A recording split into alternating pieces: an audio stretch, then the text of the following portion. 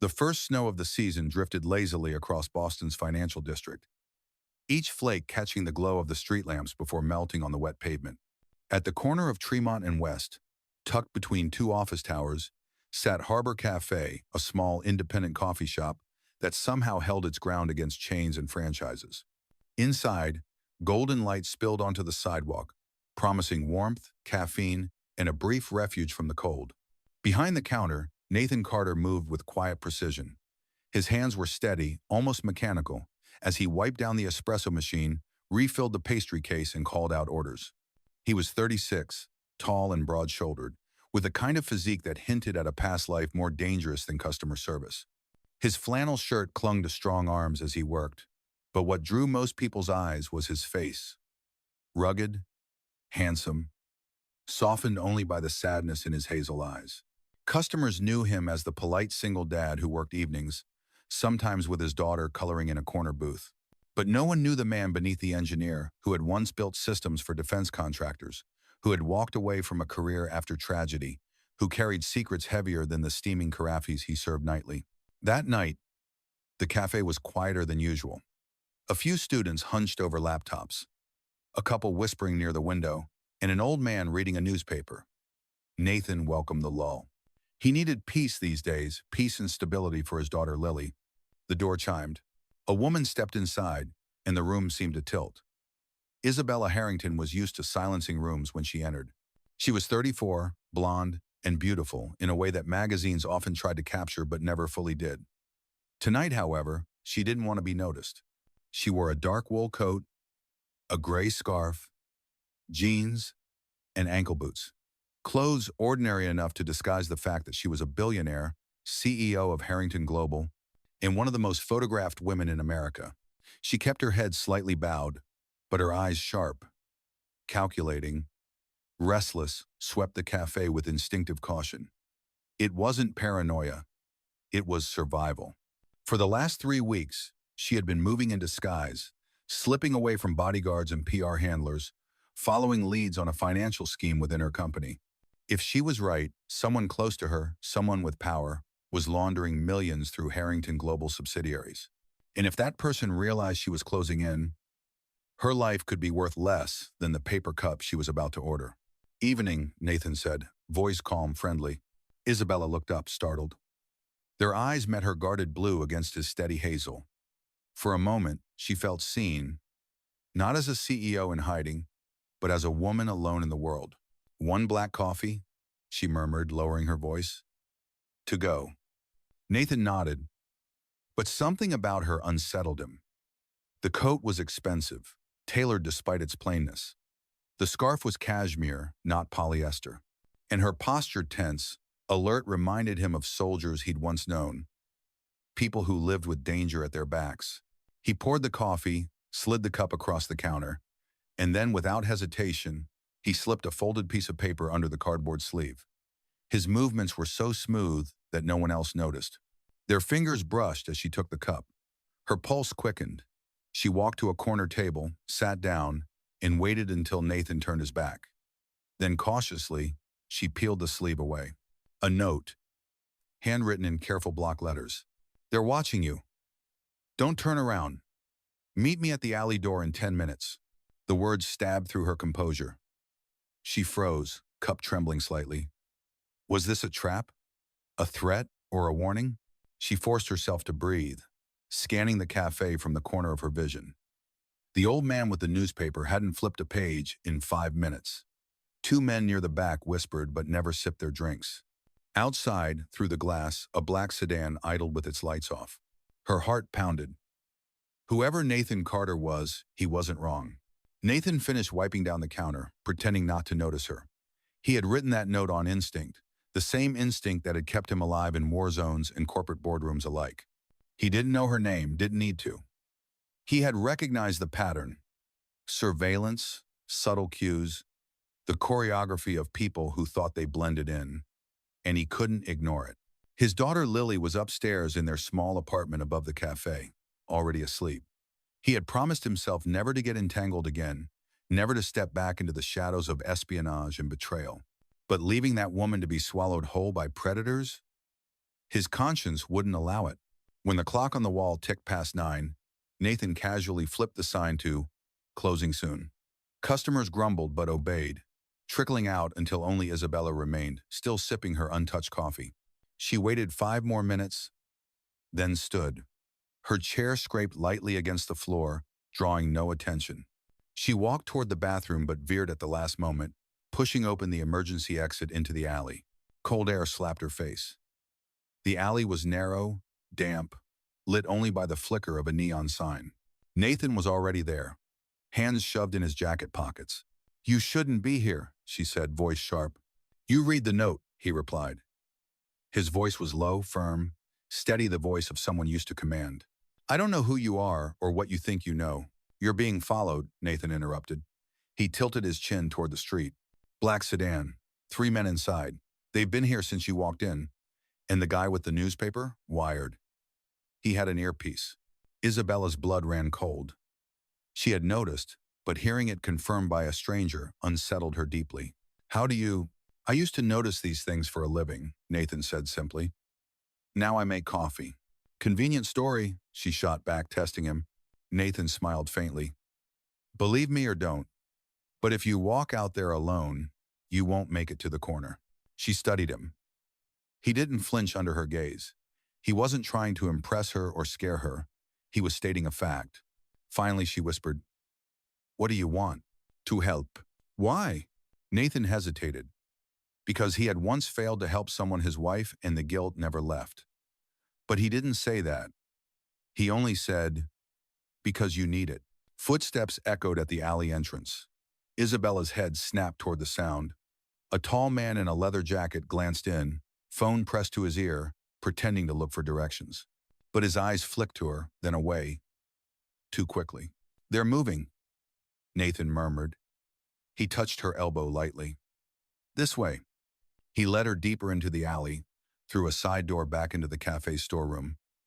It smelled of roasted beans and cardboard. "Upstairs," Nathan said, pointing to the narrow staircase. She hesitated.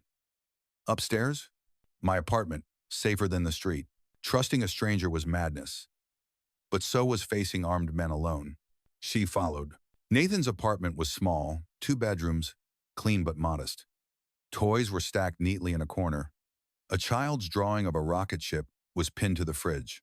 "You live here?" Isabella asked, scanning the space. "With my daughter," Nathan replied, locking the door behind them. "She's asleep. Don't wake her." Something softened in Isabella's chest at the mention of a daughter. The idea that this man was a father, living above a cafe, somehow made him more human, less threatening. Nathan poured her a glass of water.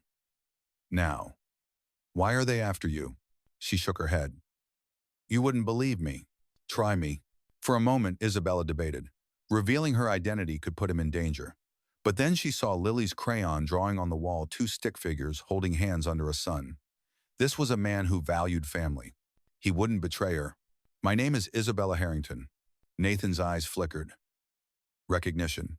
The Harrington Global CEO?" She nodded. "But right now, I'm no one.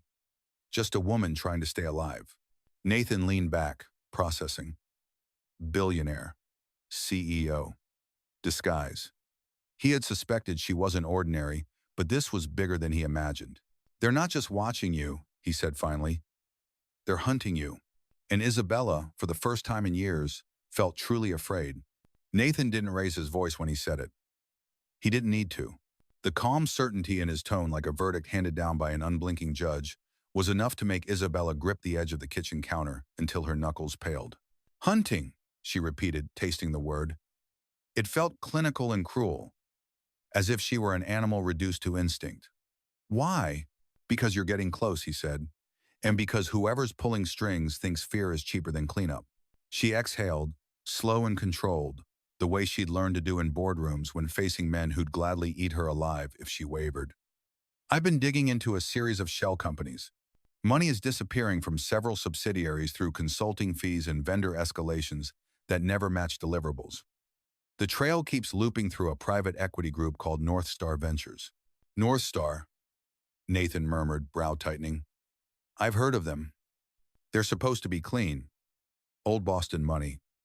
But I found a bridge entity that only exists on paper. Halcyon Research. It received 8 separate transfers from a humanitarian wing of my company funds meant for medical innovation and then wired those sums offshore. The approvals are forged, or someone's using clearance levels I thought were restricted to me and the CFO. Name? Adrian Pierce. Nathan's eyes cooled. CFO with a yacht club grin. She blinked. You don't even know him. I know the type, he said. And I know what happens when a board trusts the wrong smile.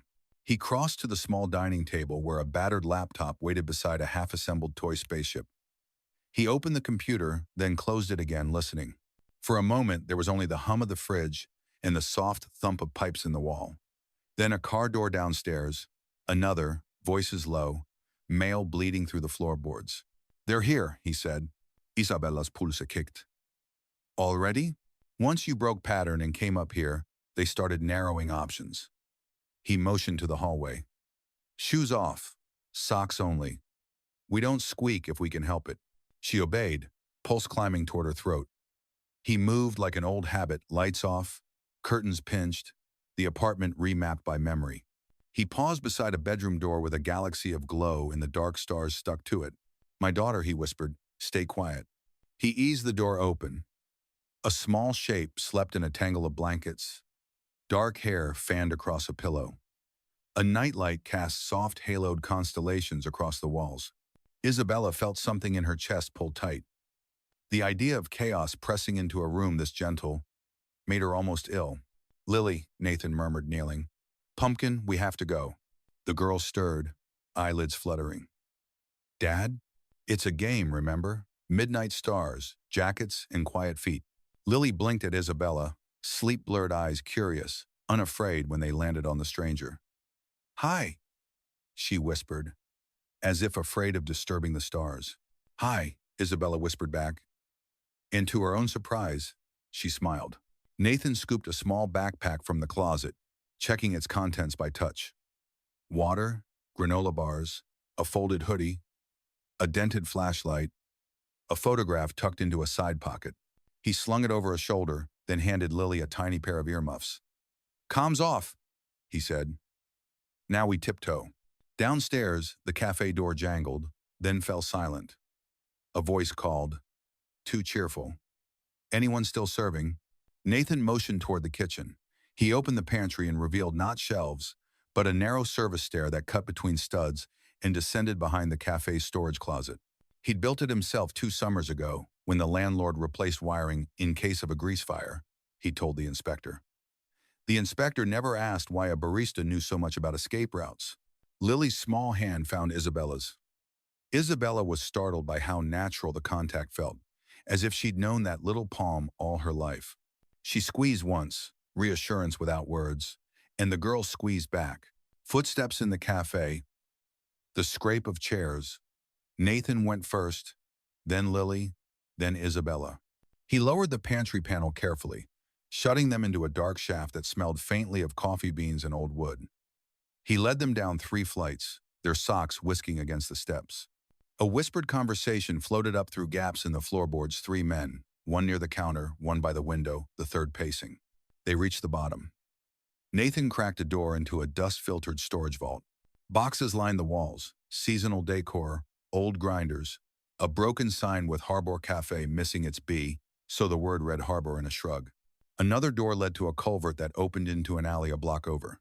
Nathan knelt, pressed his ear to the metal, counted 3 beats, then opened into knife-cold night. They slipped into darkness. Snowflakes snagged in Isabella's hair, tiny melting stars. The alley ended at a chain-link fence. He crouched, boosted Lily, then Isabella, then scaled it himself with a fluid efficiency that reminded her of all the lives he'd lived before coffee. Where? She whispered. My friend's shop, he said. Southie. That's far. He didn't turn. We'll make it feel close. They moved like shadows through the back ways, past dumpsters and sleeping cats and the huff of building furnaces. Nathan stayed 1 step ahead, pausing at corners, reading reflections in dark windows like instruments.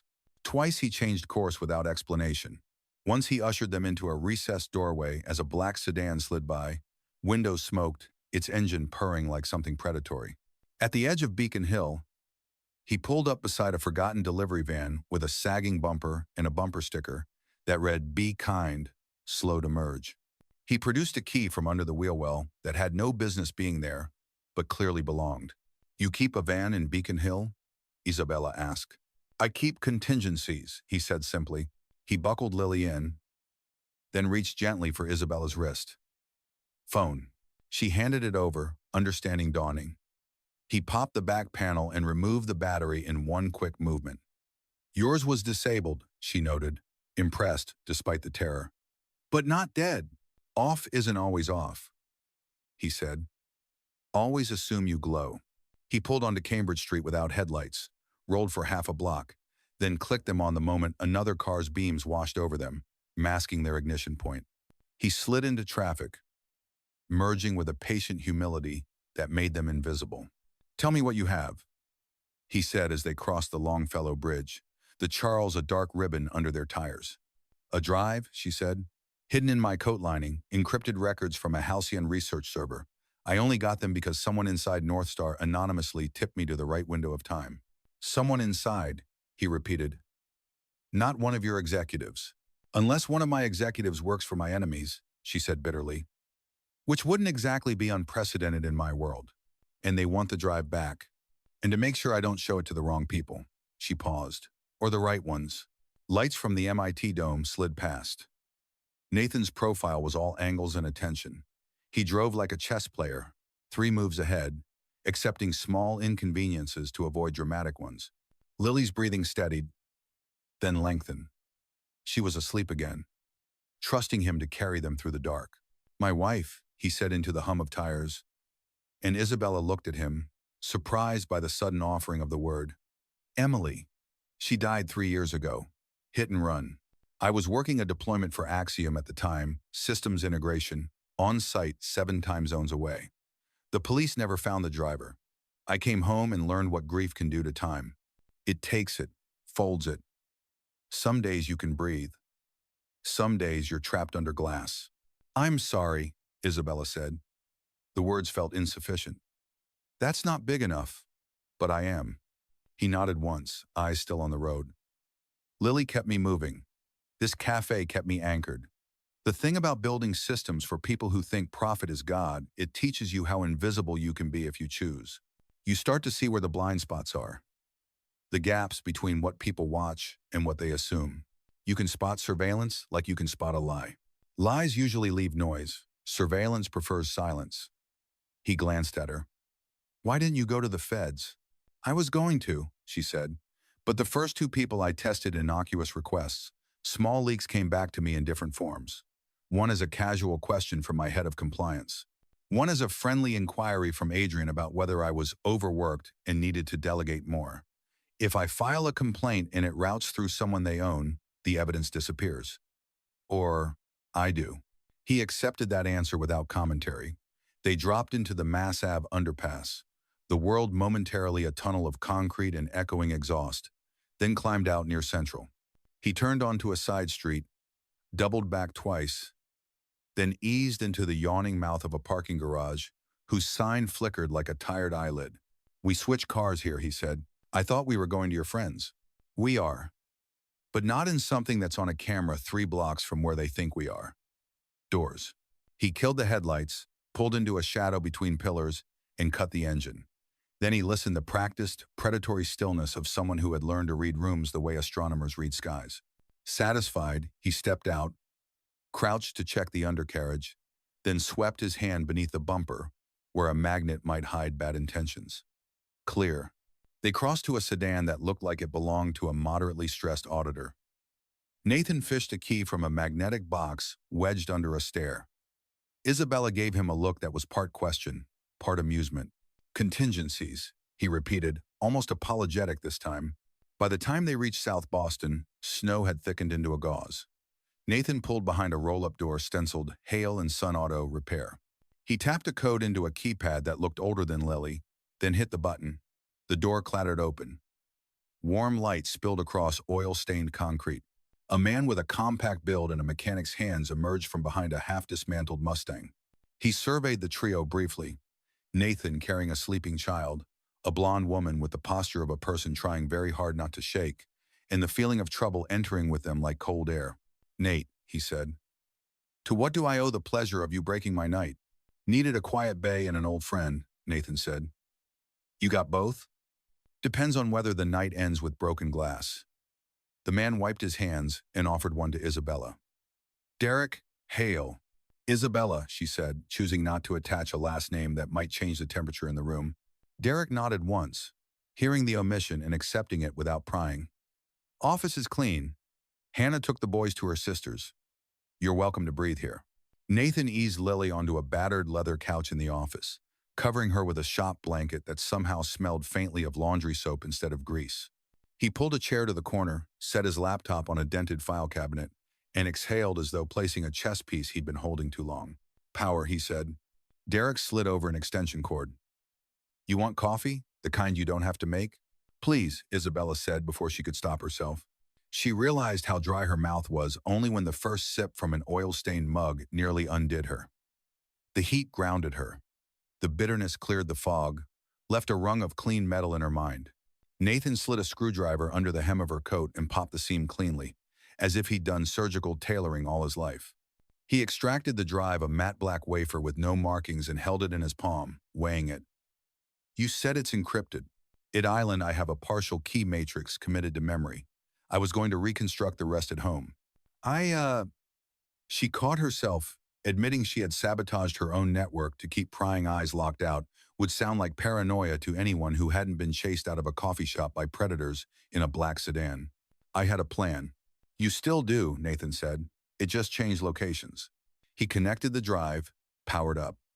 The screen showed a terminal window blinking like a patient pulse. He didn't touch the keyboard for 10 seconds, simply watching, the way a hunter watches wind. Then his fingers began to move, patient, precise, coaxing rather than forcing. He wasn't breaking the encryption so much as asking it questions in a language it hadn't expected to be spoken aloud. "You were an engineer," Isabella said softly, more realization than question. "I still am," he replied. "I just apply it to different problems."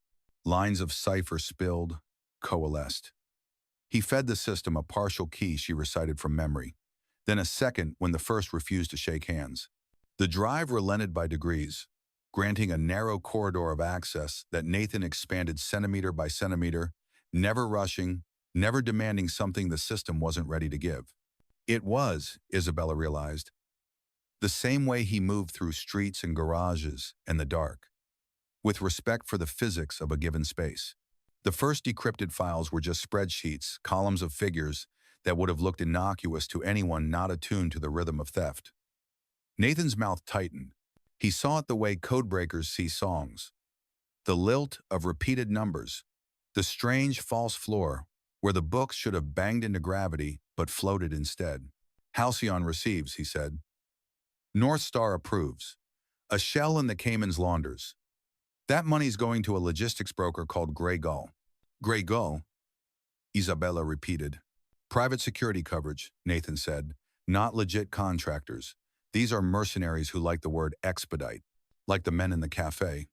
"Or worse," Derek added from the doorway. He leaned on the jamb, eyes scanning the shop as if trouble might bleed through the cinder block. "I've heard of Gull. They did asset recovery up in Maine. A fisherman's union nearly put them in the bay. Adrian," Isabella said quietly, "signed a contract last quarter with a vendor I didn't recognize because it was packaged as temporary crisis mitigation services. It was never supposed to hit our main ledger. I vetoed it. The contract still went through." She swallowed. "He told me it was for an international supply chain problem. Now I know it was for me." Derek's jaw worked. "You going public with this?" "If I make it to morning," she said. She didn't mean it as drama. It was a ledger entry in the air. Nathan kept reading. Every so often he stopped, scrolled back, marked a line with the mental equivalent of a pushpin. Then he sat back. "Here," he said. "Project Sable. It routes through a philanthropic fund, exactly like you said. But the disbursements match dates of activist reports about housing discrimination tied to one of North Star's development arms. Money's being moved to a private security group on the same days those activists receive threats. The room went still in that way certain truths demand. So it isn't just theft, Isabella said. It's a machine designed to punish whoever tries to expose the theft. Which means they're not just afraid of law, Nathan said. They're afraid of noise. Public, messy noise. Derek scratched his jaw. You need a megaphone. Or a prosecutor who still believes in paper, Isabella said. But I don't know who hasn't been reached. Nathan closed the laptop, power light glowing like a sleepy eye. We won't assume corruption, he said. We'll assume pressure. So we widened the circle just enough to force daylight without handing them an easy choke point. He looked to Isabella. Is there anyone on your board you trust with your life? Her silence answered. Okay, he said. Then we build a chain outside your usual corridors. A journalist who checks facts twice even when the truth is viral. A federal contact with a reputation for being allergic to favors. And before we go to either, we prepare redundancy. 3 packages that go to 3 separate places if we don't press a cancel code every 2 hours. Isabella stared at him. You think like you've had to do this before. I've had to do parts of it, he said quietly. And the parts I haven't, I can learn in a night if the alternative is letting Lily's morning start without me. He stood, the room rearranging around his decision. Derek, can you rig me a clean plate and a camera that doesn't belong to me? Derek grunted something that meant yes. He vanished into the shop and returned with a small GoPro and a license plate that had been sitting in a drawer since before Lily was born. Lily rolled on the couch, murmured, Dad? He knelt beside her, palm smoothing hair from her forehead. Hey, Star. We're on an adventure. Is she? Lily's eyes opened enough to find Isabella. Is she nice? Isabella felt her throat complicate. I'm trying very hard to be, she said. Lily nodded gravely and closed her eyes again, satisfied. Something too tender to name briefly changed the temperature of the room. Derek looked away as if polite to do so. Nathan's face softened in a way Isabella had not yet seen, the flint tempered by a heat that didn't consume. The roll-up door rattled. Every muscle in Nathan's body changed vector at once. Derek's hand went to the switch that killed the baylights. The office dimmed to the soft blue of the laptop sleep. Nathan crossed to a small monitor that showed 4 grainy camera feeds. 2 men in heavy coats stood at the door, one tapping on his phone, the other looking up at the security lens with the disinterest of a man cataloging a number he would produce later on a form. Go, Derek whispered. Nathan didn't argue. He lifted the laptop's lid with 2 fingers, fed the drive a sleeping command, then removed it and tucked it against his lower back beneath his shirt, where a spine holster might have lived once upon a time. He pointed to a low file cabinet. Isabella, inside, back panel slides. It leads to a crawl space under the bathroom and out to the alley behind the next building. Take Lily. She shook her head. I'm not leaving you. You're not, he said. You're flanking with responsibility. Lily first. The men at the door knocked, polite as tax notices. Evening, a voice called. City inspection. Got a report about chemical storage. Derek's mouth twitched. At midnight, he muttered. Nathan whispered, when I open, go. He looked at Isabella in a way that made time do that folded thing again. Trust me. Something vast moved through her. Not unlike the moment she had first signed a deal that remade a sector, only less like conquest and more like the courage to hand someone the weight of your fear. She nodded, gathered Lily to her shoulder, and slid into the cabinet. The back panel snapped into place, soundlessly. Nathan tugged his shirt straight, palmed a wrench because men expect wrenches in auto shops, and because steel comforted him, then walked into the bay and hit the door control. The roll-up rasped open 2 feet, then 3. Cold air poured under it in a rush. Inspections at city hours, he said. And you don't look like city. The taller man smiled. It was the sort of smile expensive dental plans buy. We received a code 14. Don't know what that island, fire hazard, smells like nonsense, Derek said from behind him. You want a warrant? You come back with Dawn. The second man wasn't smiling. His eyes were as flat as a lens cap. We can come back with other things. We can go talk about other things too, Derek said, and now there was something of Southie in his voice that did not fear bruise. Nathan held up a palm, keeping the temperature down. He looked past them to the street and saw, reflected in the glass of a neighboring storefront, a third shadow leaning on the passenger door of a second car. The third was the kind of shadow that doesn't look up because hands do the looking. The kind who didn't knock. "Look," Nathan said, feigning weariness. "I've got a kid asleep and a radiator that keeps coughing. I don't have patience or coffee left. Come back at 10, or call my landlord. He likes strangers at odd hours more than I do." He leaned on the door, control the way an annoyed man leans on it, rather than the way someone apportioning seconds would. The door came down. The inspector smiled and didn't move his foot. The door hit leather and stopped. Nathan let his eyes drift to the foot, then to the man's face. "That's a safety violation," he said, and smiled like it was almost funny. The man withdrew his foot. The door slammed. "Back," Nathan said, and they moved, fast and quiet. He returned to the office, opened the file cabinet. Empty. Good. He hit a different switch that opened a second service door, half hidden behind a stack of tires. They threaded into a darkness that smelled of concrete and winter. The crawl space was narrow enough that Nathan's shoulders brushed pipes as he scooted. He caught up to Isabella and Lily near the exit grate. Snow sifted through from above like sugar. "Two outside," he whispered. "One around the corner." "How do you know?" "Because two wanted to talk." He eased the grate, used the wind to mask the scrap of metal on stone, then lifted Lily through and placed her on the snow like a gift. He stepped out, eyes adjusting to alley light. He pointed down a tight corridor between buildings, where a rusted fire escape hung like a spine. "Up," he said. "We go vertical." They climbed, the iron groaning in protest at their combined insistence. Isabella went first, Lily between them, Nathan last. Midway, a shout below. The alley filled with the sound of men who liked certainty, being reminded the world didn't love them back. On the roof, Boston stretched out like a circuit board, glowing nodes connected by arteries pulsing with late-night traffic. Wind knifed across tar and gravel. Nathan took Lily's hand and pointed to a gap between buildings where an old maintenance bridge connected two roofs across a dark chute. "We cross," he said. Isabella looked down and saw nothing but the idea of falling. She clenched her jaw. "Okay." Nathan tested the bridge with his weight, then guided Lily across. His hands locked around hers. Isabella followed. Each plank, a moral test she refused to fail. On the other side, they dropped to a lower roof. Then another, descending toward a block with a church whose bell tower had watched worse nights than this. They reached a fire escape that ended in a courtyard lit by one obstinate bulb.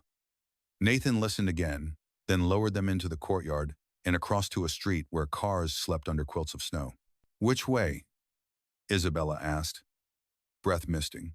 Nathan pointed to a car that had all four tires, no stickers, and the kind of paint color people forget. Derek's spare. He produced another contingency key she didn't ask, and they slid inside. Lily's teeth chattered.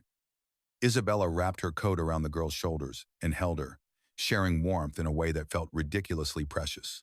As they pulled onto the street, a pair of figures turned the corner back in the alley. Nathan didn't floor it. He became uninteresting, the embers of a fire rather than the flame. He took 3 blocks at a patient pace, signaled turns, stopped fully at stop signs, every correct behavior, a kind of camouflage. "Where now?" Isabella asked. "Somewhere with church basements and old women who like cookies," he said. "They always tell the truth and hate suits. Perfect witnesses." She blinked, then almost laughed. "You're serious." "I'm not joking when I'm serious," he said. "We need time and eyes. We get both at Street Bridget's. Father Michael owes me a favor for repairing a boiler on Christmas Eve." "You repair boilers too?" "On major holidays only." The church's side entrance was locked, but a rattle and a tap-tap pattern brought a sleepy priest in a Boston College sweatshirt to the door. Father Michael took in the scene with one eyebrow in a weary kindness. "Nathan," he said, "do I need to pretend I don't know anything or actually not know anything?" "Both," Nathan said. "Good." He looked at Isabella and Lily. "Come in before your bones decide to stay outside." He led them to a basement room with linoleum floors and posters from youth retreats that had long since graduated their youth. He brought blankets that smelled of cedar and a tin of cookies that tasted like all the grandmothers in New England had agreed on the recipe. Lily lit up at the sight of chocolate chips. Isabella, who had sat at tables laden with food people thought rich women wanted, took a bite and felt something like home for the first time in months. Nathan set the laptop on a folding table and reopened the files. He made 3 copies of the crucial directory, each encrypted with a separate key. He uploaded one to a cloud under a name that would never occur to anyone who hadn't seen Lily's drawing on his fridge, Star Rocket 7. He placed one on a drive Father Michael kept in a safe for baptism certificates and wills. The third he slid into the hem of the blanket around Lily. Redundancy, he said. They can't erase what they can't gather. Isabella watched him work. Not the elegant competence, though, that was its own gravity, but the way he moved through danger like a man who had lost too much to pretend it wasn't real. He kept Lily at the center of his map without ever treating her like cargo. He looked at Isabella as if her fear were something to be respected and accommodated rather than dismissed. It was, she realized, a kind of leadership they never taught in books about leadership. Father Michael returned with a handwritten list. 2 numbers, he said. Rachel Myers at the Globe. She does her homework and hates gossip. And Assistant U.S. Attorney Colleen Wright. She was my cousin's roommate. Would have been a nun if she didn't love arguing too much. Thank you, Nathan said. Don't thank me until my boiler survives Lent, Father Michael said, but his eyes were warm. I'll sit upstairs and read like I'm practicing a homily. Yell if the door decides to follow you. When the priest left, Isabella's phone battery removed sat like a sleeping animal on the table. She stared at it as if it might still mutter secrets. They know I've got the drive now, she said. They'll stop pretending to be inspectors. They already did, Nathan said. They just wore polite masks first. The next mask will be less patient. Then we move first, Isabella said, surprised at the steel in her own voice. We go to Rachel in the morning with enough verifiable truth that she can't be stopped by a takedown letter. We go to Colleen right after with the raw files and chain of custody. We copy board members on an email that's time-stamped and filed with the court. Nathan smiled without humor. That's the noise. It's what they're afraid of. She took a breath.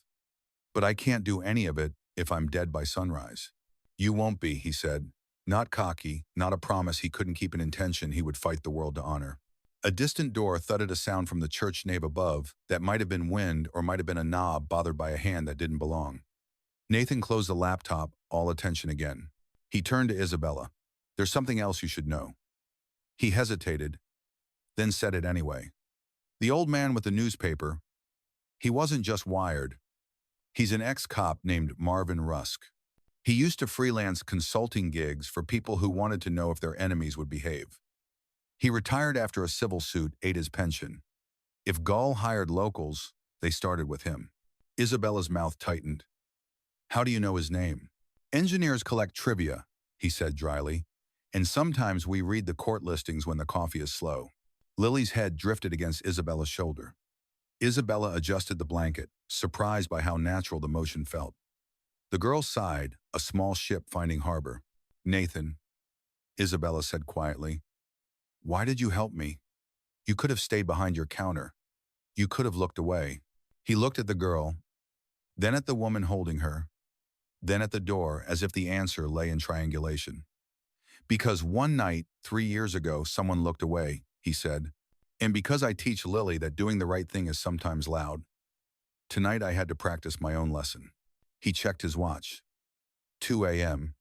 Snow sighed against the basement windows, like the ocean trying to remember a coastline. We get 90 minutes, he said. Then we move. Sleep? Isabella asked, half laughing at the absurdity. Pretend, he said. Sometimes pretending lets your body grab a few minutes while your mind keeps vigil.